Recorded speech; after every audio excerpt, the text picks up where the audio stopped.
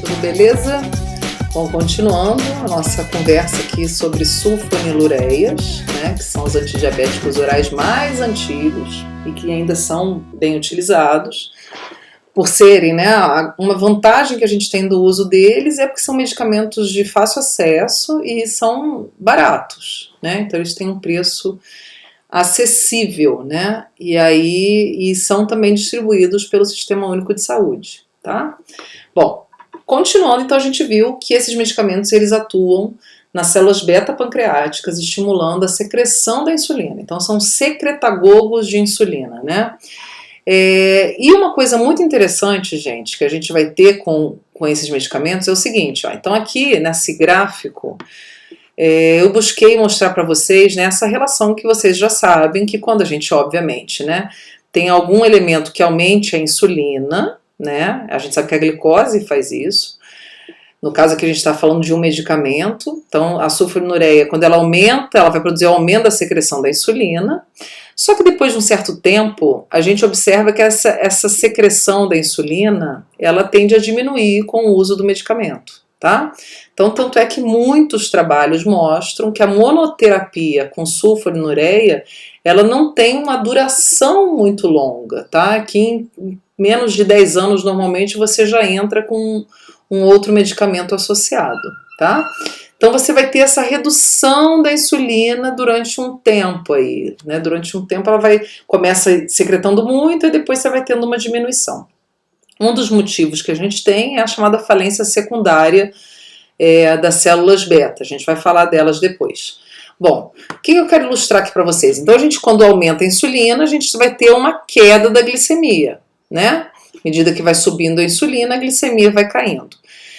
E aí uma coisa muito interessante é o seguinte, ó, que quando a gente tem a insulina caindo, a glicemia continua caindo, tá? Então mesmo quando a gente tem níveis de insulina menores, sendo secretados por estimulação por secretagogo, no caso sulfonilureia, a gente consegue manter os níveis glicêmicos baixos.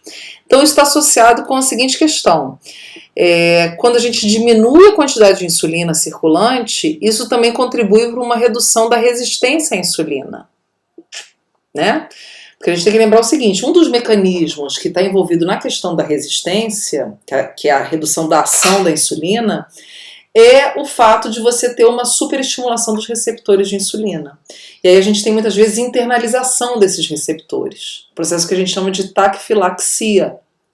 Então, quando diminui a quantidade de insulina, você tem esses receptores mais expressos na célula, ou seja, diminui a resistência, aumenta a sensibilidade dos tecidos. Então, é um mecanismo, né? A sulfonilureia, ela reduz a resistência à insulina, sim, mas é um efeito, vamos dizer, meio que rebote, assim, secundário, não é direto, tá? Então, isso é bem interessante, né? Bom,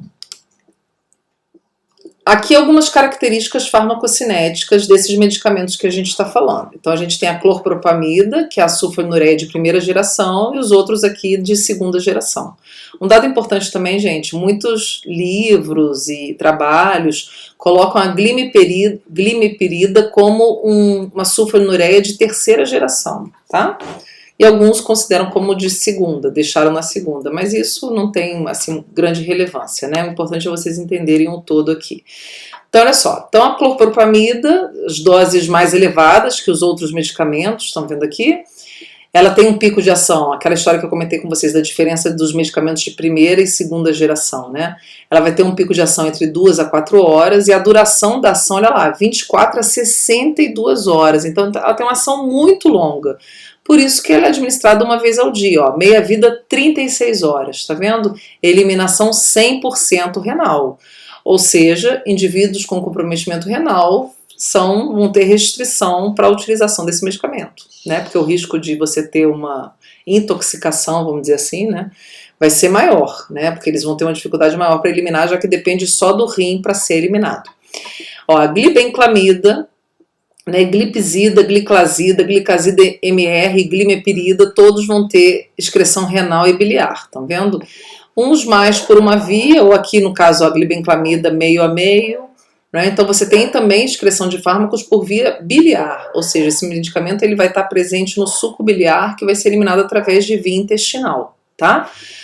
Bom, a gente vê que os medicamentos de segunda geração, eles são tomados de 1 a 2 vezes, a maioria deles, tá? Porque eles têm uma meia-vida menor, tá ok, gente?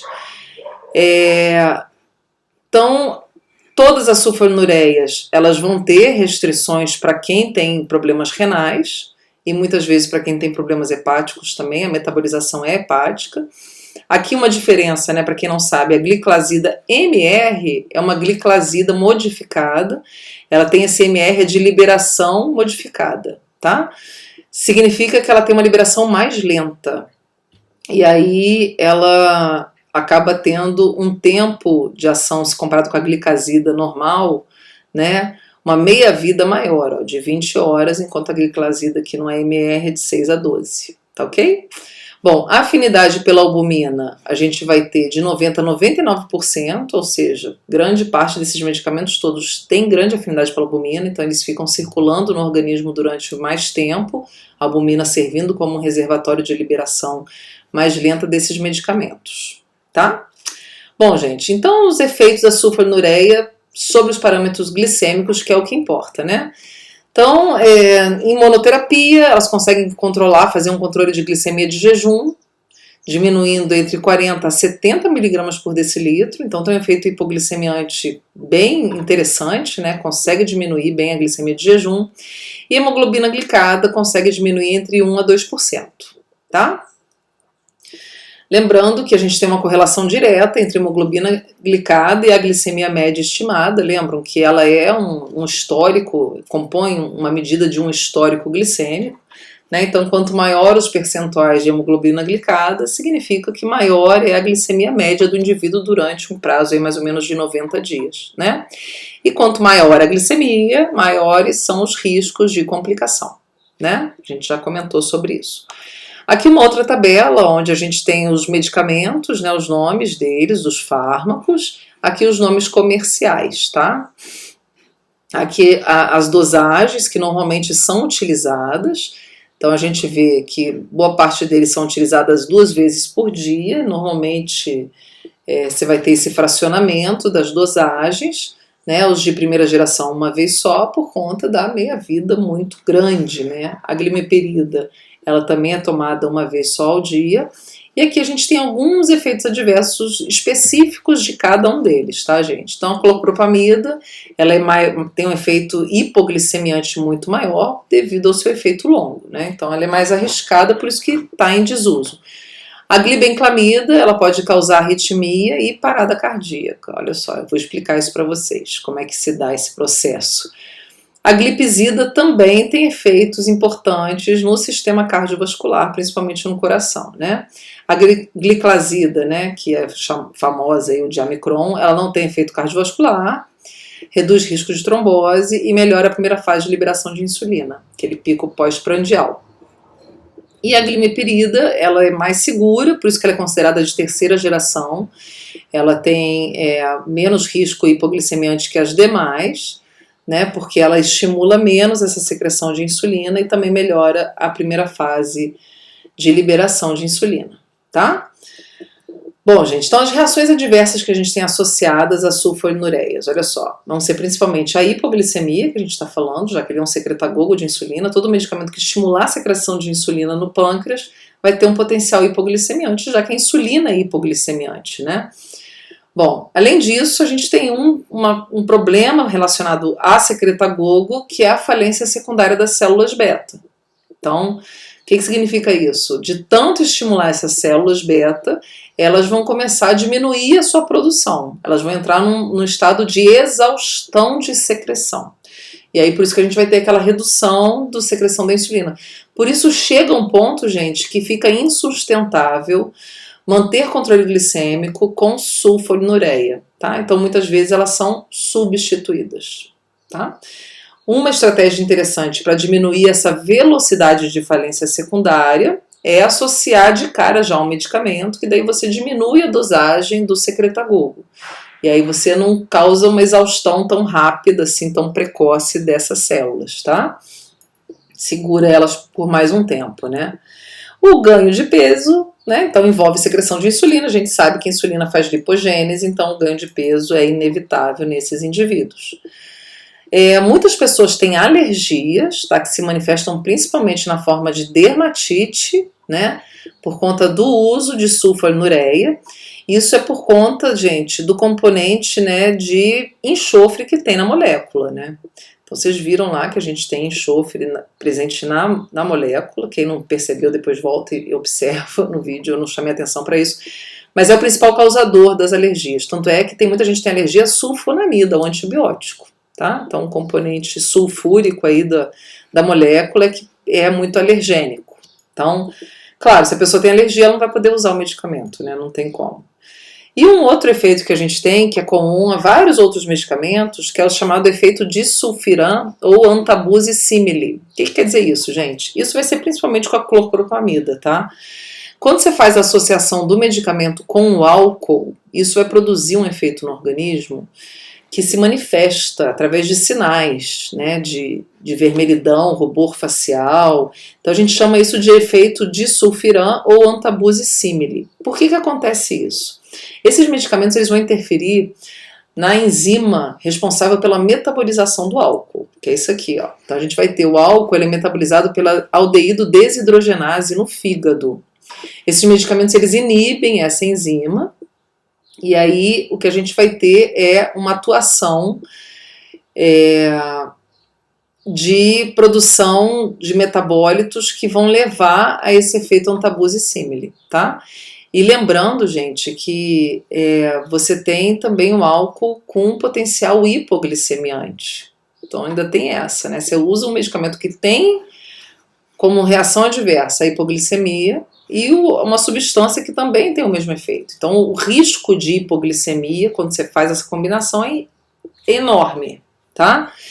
Então, essa inibição da metabolização do álcool, né, que quando metabolizado ele leva à produção de acetaldeído, vai levar à manifestação desses efeitos. Então, a gente vai ter basicamente rubor facial, tontura, cefaleia e taquicardia, né?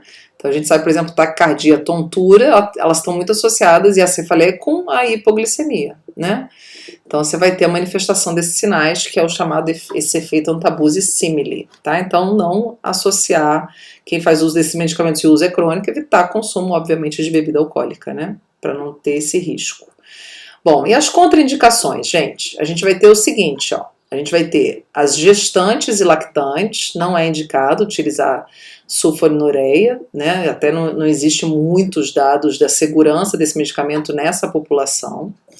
E ele atravessa para o leite, ele passa para o leite, e aí a criança acaba também absorvendo esse medicamento, que é um risco, né, de hipoglicemia. Indivíduos com pancreatite e diabetes mellitus tipo 1, né? Então, se ele tem um pâncreas doente, você não pode usar um medicamento que vai agir nesse órgão que está doente, senão você pode prejudicar ainda mais.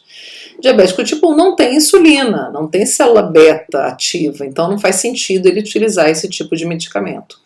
Insuficiência renal também não, porque a gente viu, a maioria desses medicamentos são eliminados através do rim, então você estaria sobrecarregando esse rim, e não só isso, você estaria comprometendo a eliminação, a saída desse medicamento, quer dizer, o tempo de meia-vida do medicamento nesses indivíduos seria diferente, ele agiria por mais tempo.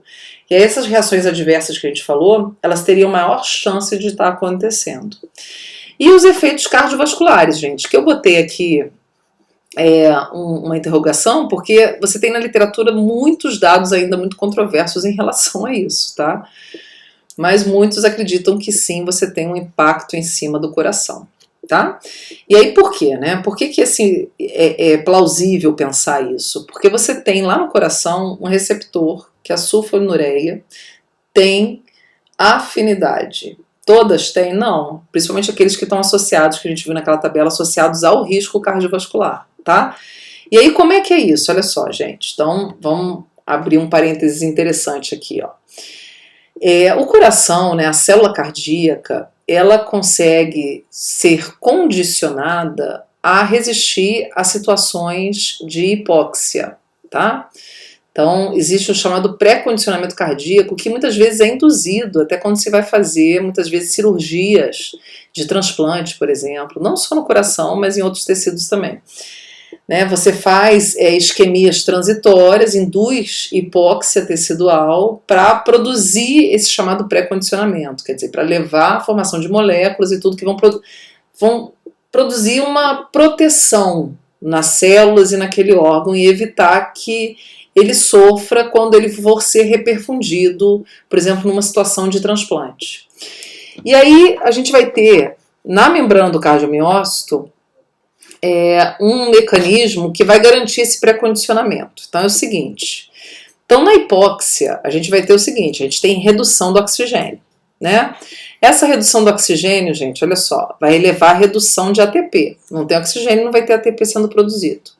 Isso vai culminar na abertura de canais de potássio ATP sensível. Então o canal de potássio ele é sensível a ATP, por quê? Porque quando o ATP está presente, ele fecha. Se o ATP está reduzido, ele vai abrir, né? E aí o que vai acontecer? A gente vai ter o potássio saindo da célula, efluxo de potássio. E aí esse fluxo de potássio vai levar à alteração do quê? Da polaridade da membrana, né? Então a gente vai ter carga positiva saindo da célula, isso vai deixar o meio externo que já é positivo mais positivo e o meio intracelular mais negativo. Quer dizer, a gente chama isso de hiperpolarização. Bom, gente, essa hiperpolarização vai produzir o fechamento dos canais de cálcio, porque o canal de cálcio potássio dependente ele precisa da despolarização. A hiperpolarização vai fechar. Bom, gente, então essa hiperpolarização vai fechar os canais de cálcio voltagem dependente, ou seja, o cálcio não vai entrar na célula, né? E aí o cálcio não entra na célula, o que a gente vai ter? Uma menor contratilidade, porque essas células são células contráteis e essa contração depende de quem? Do cálcio. Se a gente não tem cálcio, a célula vai contrair menos. E isso vai fazer, claro, que se a gente está falando de coração, se a gente tem uma menor contração dessas células, a gente vai ter uma maior perfusão coronariana, tá? Então é o sistema de pré-condicionamento cardíaco, quando ele é exposto a situações de isquemias transitórias, a gente vai ter ele produzindo esse efeito para tentar se manter, né? Porque mantendo a perfusão coronariana, a gente reverte essa situação, a gente aumenta a quantidade de oxigênio. Bom, então como é que a gente vai ter a sulfonilureia entrando nessa história? Então nesses canais de potássio ATP sensível, a gente tem um receptor SUR, só que é o SUR2, diferente do que a gente tem lá no pâncreas. Todas as sulfonilureias atuam nesse receptor? Não. A gente vai ter algumas que vão ter afinidade por ele. Então vão atuar tanto na pancreática quanto no coração, tá? Essas que atuam no coração, elas vão ter um potencial maior em produzir risco cardiovascular. Tá ok? Então elas vão atuar no receptor SUR2, isso vai produzir o quê? O fechamento do canal de potássio ATP sensível. E aí você não vai ter essa saída do potássio, você não vai ter esse mecanismo acontecendo, né? Essa história aqui não acontece. Então você interfere no pré-condicionamento cardíaco. E aí o que acontece quando o coração ele é exposto à hipóxia, à isquemia, ele não vai conseguir se manter, porque ele não vai ativar justamente o mecanismo de condicionamento que ele utiliza nesses momentos. E aí essas células vão acabar sofrendo e morrendo, né? Você vai ter a situação de infarto agudo do miocárdio se manifestando. Tá ok, gente? Então tudo isso, né, a gente termina aqui essa parte e aí a gente continua no próximo vídeo falando das glinidas. Então a gente se vê.